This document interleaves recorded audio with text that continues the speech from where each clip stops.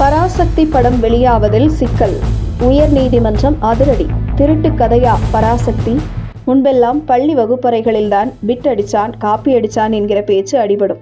ஈ அடிச்சான் காப்பி என்றும் மாணவர்கள் மத்தியில் கிண்டலாக சொல்வார்கள். இப்போது பள்ளிகளில் மாணவர்கள் காப்பி அடிப்பதாக தெரியவில்லை.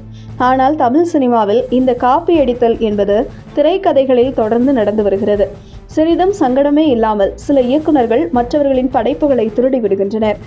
சொந்த சரக்கு இல்லாமல் சினிமா களத்தில் இருக்கும் பல இயக்குநர்கள் இதுபோன்ற காப்பி அடிக்கும் வேலைகளை தொடர்ந்து செய்து வருகின்றனர். ஜெராக்ஸ் கடைக்காரர்களைப் போல மற்ற படைப்புகளை சத்தமின்றி திருடி தங்களது சொந்த படமாக உருவாக்கி விடுகின்றனர். இதைத் தொடர்ந்து தமிழ் சினிமாவில் நடந்து வருகிறது.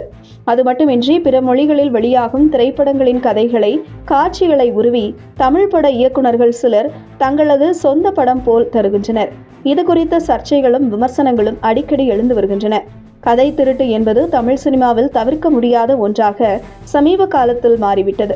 ஆனால் கத்தரிக்காய் முத்தினால் கடை வீதிக்குத்தானே வந்து ஆக வேண்டும் என்பதைப் போல என்னதான் திருட்டுத்தனமாக ஒருவரது படைப்பை திருடி படத்தை உருவாக்கினாலும் நாளை அந்த படம் திரைக்கு வரும்போது அந்த படைப்பாளிக்கு இது தன்னுடைய கதைதான், தன்னுடைய சொந்த படைப்புதான் என்பது தெரிய வந்துவிடும்.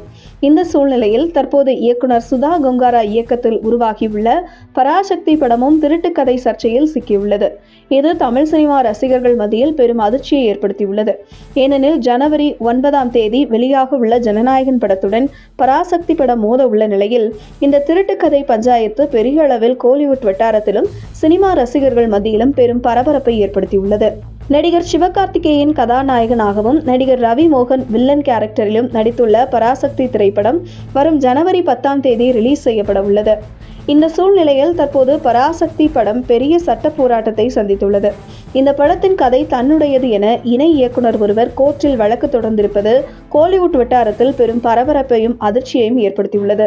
இது தொடர்பாக திரைப்பட இணை இயக்குனர் ராஜேந்திரன் என்பவர் சென்னை உயர்நீதிமன்றத்தில் மனு தாக்கல் ஒன்றை செய்திருக்கிறார்.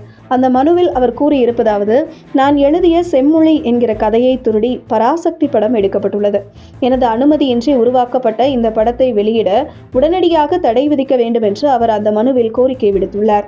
இந்த மனுவை விசாரித்த சென்னை உயர்நீதிமன்றம் வழக்கின் உண்மைத்தன்மையை கண்டறிய முக்கிய உத்தரவுகளை பிறப்பித்துள்ளது. அதன்படி இது குறித்து விரிவான விசாரணை நடத்தி வரும் ஜனவரி 2 அறிக்கை தாக்கல் செய்ய வேண்டும் என்று தென்னிந்திய திரைப்பட எழுத்தாளர் சங்கத்திற்கு நீதிமன்றம் உத்தரவிட்டுள்ளது. அதனால் செம்மொழி மற்றும் பராசக்தி ஆகிய 2 கதைகளுக்கும் இடையே உள்ள ஒற்றுமைகள் குறித்து எழுத்தாளர் சங்கம் ஆய்வு செய்து அந்த அறிக்கையை சென்னை உயர்நீதிமன்றத்தில் தாக்கல் செய்ய உள்ளது. எழுத்தாளர் சங்கத்தின் இந்த அறிக்கை ஜனவரி 2 சமர்ப்பிக்கப்பட்ட பின்னரே பராசக்தி படத்தின் வெளியீடு குறித்த இறுதி முடிவு தெரியவரும். கதை உரிமையை பாதுகாப்பதில் நீதிமன்றம் காட்டியுள்ள இந்த தீவிரம் திரையுலக படைப்பாளிகள் மத்தியில் பெரிய கவனத்தையும் பாராட்டையும் பெற்றுள்ளது.